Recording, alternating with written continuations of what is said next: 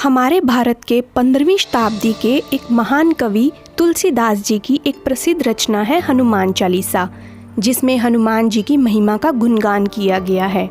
हम में से अधिकतर लोगों को हनुमान चालीसा पढ़ना आता है और हो सकता है कई लोगों को पूरा याद भी हो, लेकिन चालीसा में लिखी गई चौपाइयों का अर्थ क्या है, हम में से अधिकतर लोग जानने की कोशिश भी नहीं करते, क्योंकि हमें सिर्फ इतना पता है कि जब भय लगे तो हनुमान चालीसा पढ़ना है, अगर कोई परेशानी में फंसे हैं तो हनुमान चालीसा पढ़ना है।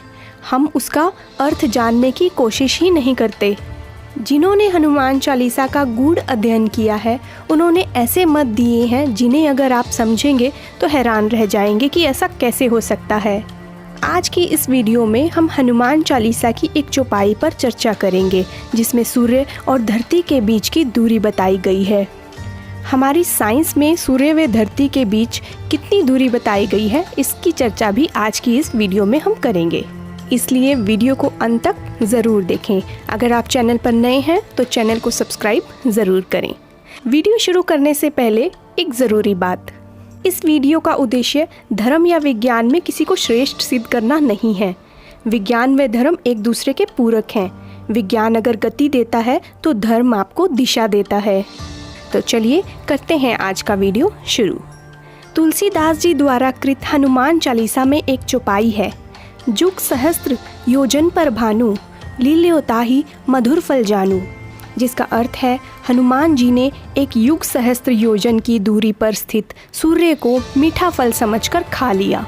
अब हमें समझना होगा कि युग सहस्त्र योजन, जो कि सूर्य व धरती के बीच की दूरी बताई गई है, उसका मतलब क्या है।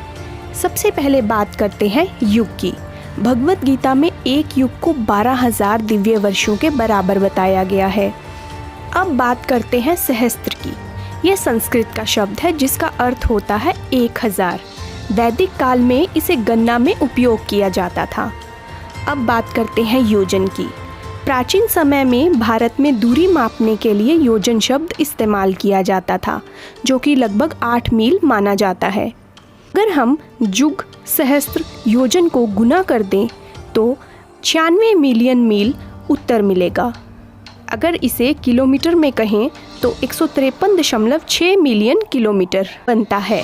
इसका मतलब हुआ कि धरती से 153.6 मिलियन किलोमीटर की दूरी पर सूरज है। चलिए अब साइंस की बात कर लेते हैं। 20वीं शताब्दी में सूर्य व धरती के बीच की दूरी की सटीक गणना की गई। साइंस के अनुसार जब उपसौर होता है, अर्थात जब सूर्य धरती के सबसे निकट होता है, तब उसकी दूरी 147.1 मिलियन किलोमीटर होती है, और जब अपसौर होता है, अर्थात सूर्य धरती से सबसे अधिकतम दूरी पर होता है, तब उसकी दूरी 152.1 मिलियन किलोमीटर होती है। इसके आधार पर औसत दूरी बताई गई है लगभग 150 मिलियन किलोमीटर। वैज्ञानिकों द्वारा बताई गई सूर्य व पृथ्वी के बीच की दूरी और हनुमान चालीसा में बताई गई दूरी लगभग काफ़ी एक दूसरे के करीब हैं। अगर हम तर्क वितर्क की बात करें तो लोगों का दावा है कि हनुमान चालीसा में योजन का मतलब 8 मील अर्थात 12.8 किलोमीटर गलत लिया गया है, जबकि वाल्मीकि जी द्वारा लिखी रामायण में लिखा है कि राम सेतु की लंबाई 100 योजन है। इसके अनुसार एक योजन हुआ 0.48 किलोमीटर। अगर योजन को 12.8 किलोमीटर लें तो सेतु की लंबाई 1280 किलोमीटर होनी चाहिए थी, जबकि यह वास्तव में 48 किलोमीटर है। इस पर कुछ लोगों का वितर्क है कि योजन भारत में एक दूरी मापने की वैदिक इकाई है। भारत में समय समय पर योजन की लंबाई भिन्न भिन्न ली गई है, जैसे कि विष्णु पुराण में योजन की लंबाई 14.6 किलोमीटर, सूर्य सिद्धांत 8 किलोमीटर, 14वीं शताब्दी में परमेश्वर जी ने 13 किलोमीटर बताई। अलेक्जेंडर कनिंघम ने 8 से 9 मील, मतलब अगर हम चीनी इकाई की बात करें तो उसमें योजन 13.2 किलोमीटर माना जाता है। इस विषय पर आपकी क्या राय है, कमेंट बॉक्स में कमेंट करके ज़रूर बताएं। अगर वीडियो पसंद आया हो तो वीडियो को लाइक ज़रूर करें।